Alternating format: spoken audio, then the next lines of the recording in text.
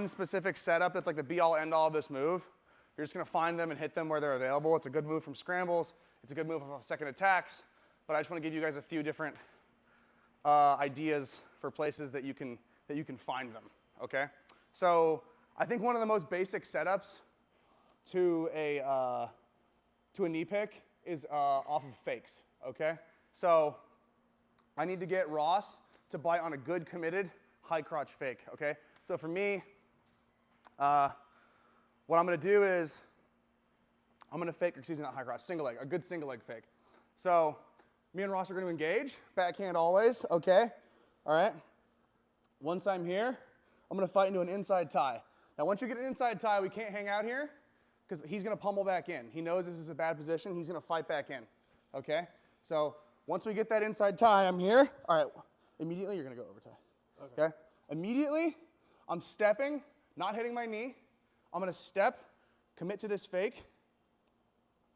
But the difference is, it's going to be with my back hand, okay? So typically a single leg is going to be this hand, right? We're going to do what's called a knee pull single leg, okay?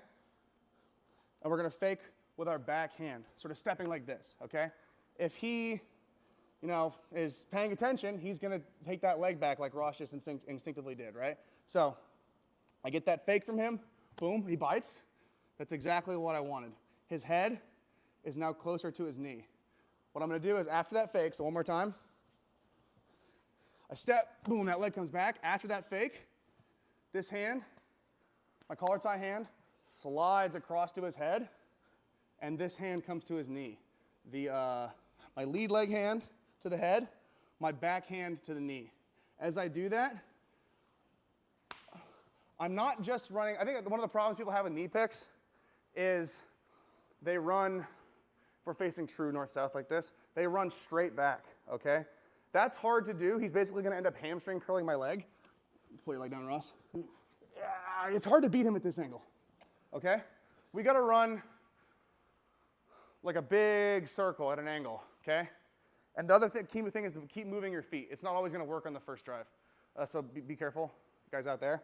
So it's going to be fake, that leg comes back. Sorry, wrong hand. Fake, that leg comes back. As I hit that, my hand pivots from the collar tie to the head. I'm not grabbing the head. I'm just kind of chopping it. Free hand comes to the leg, okay? As I do that, I run through him at this angle, kind of at a curve. And he falls, okay? The important thing here is the angle, all right?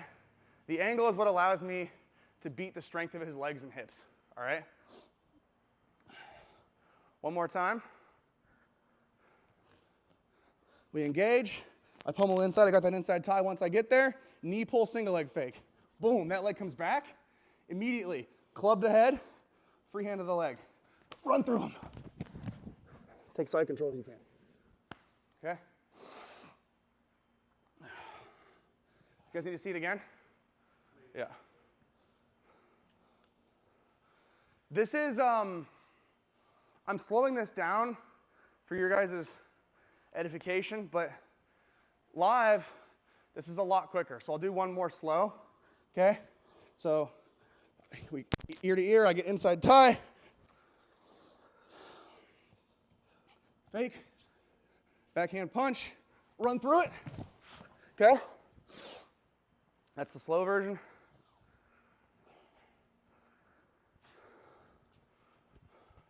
And inside, fake, punch. That's the quick version, okay? Any questions?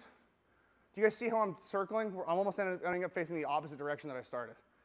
People think that, and there are knee picks where you're going to explode through the guy, but you're going to have a lot more success running him down like a clock. Okay? Let's try it. On 2, 1, 2. I want to just a quick go over something. More of a conceptual across the board tip for you guys. I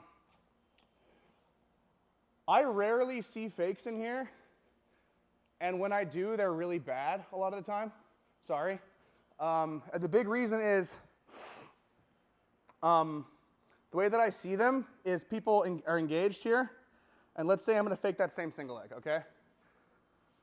It's just hands. You're swiping at the leg. If I even got his leg, okay, if I got his leg and I'm here, don't let me pick your leg up, Ross. Okay. I can't, right? What do I need to move to get underneath him for the fake to work? My hips, right? Okay? So when I fake, I need to be, see the difference there? Right? It takes a long time to learn, but like ideally you get to a point where fakes are like you're just bailing on a move at the last second, more than you're going into it with the mindset that you're going to fake, okay? I need to commit my hips down and into him, okay?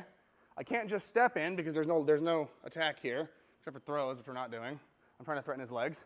And I can't just reach because I have no power there. So I have to commit in and down, okay? So swiping here is not going to get anything out of the guy, right? It's also not going to put you in position to hit the knee pick. If I swipe, right, I just swipe, he takes that leg back still, take it back. I have no angle, so he takes it back. I don't have any angle now. The fake generates the angle that I need. So when I am down, I load up, and I step in and takes that leg away. Now, look at this angle I forced. Right? So with your fakes, everything's level change, coil up, in, back out, okay? Back out, okay?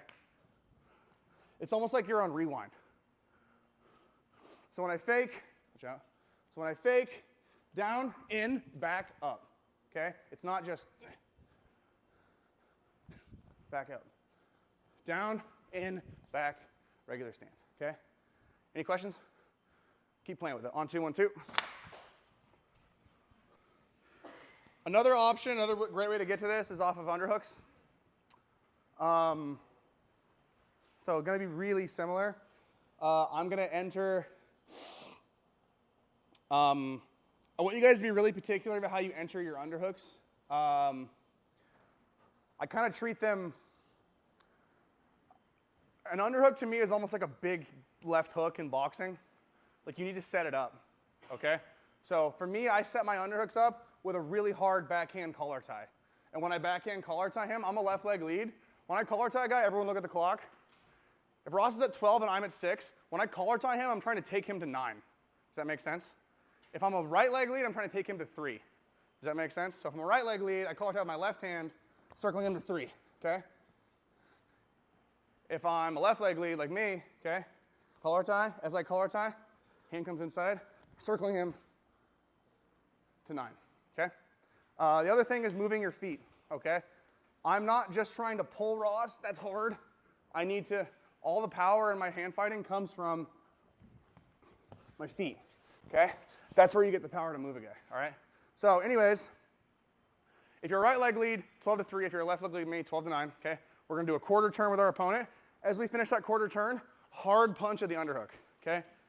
Punch it up, all right? So boom, collar tie, circle him, punch, okay? I'm grabbing the front of his deltoid, gripping it, okay? Once I'm here, if you really hit this hard, you shouldn't have to wait, all right? If you find yourself at this right angle, this is the ideal. Once I'm here, I'm gonna punch his lat with my bicep, okay? I'm gonna punch his lat with my bicep and chase the knee, and same thing, I'm running through him at like a 15, 20 degree angle, like a big circle, all right? As I do that, and I'm on the head. So I'm here, as I sense that I'm at a right angle with our feet. Does that make sense, everybody? I see this right angle, I punch with the bicep, my collar tie hand comes to the leg, I run through him. The biggest reason for circling in jiu-jitsu is it lets you buy the guard. If I drive straight through him, I can get butterflied, I can get lifted. Circling behind him, you're circling behind his legs, and you're bypassing the guard, okay? If I drive straight into him, so boom, punch. And now I drive straight into him. Try and catch me with a butterfly guard. I go. End up here, right? If I go straight, okay? Keep circling. As he tries to catch those hooks, he's gonna miss them, okay? Big, long circle. One more time. Collar tie, quarter turn, punch. we're at 90 degrees, so I just run, bam. Any questions? You guys wanna try it? On 2, 1, 2.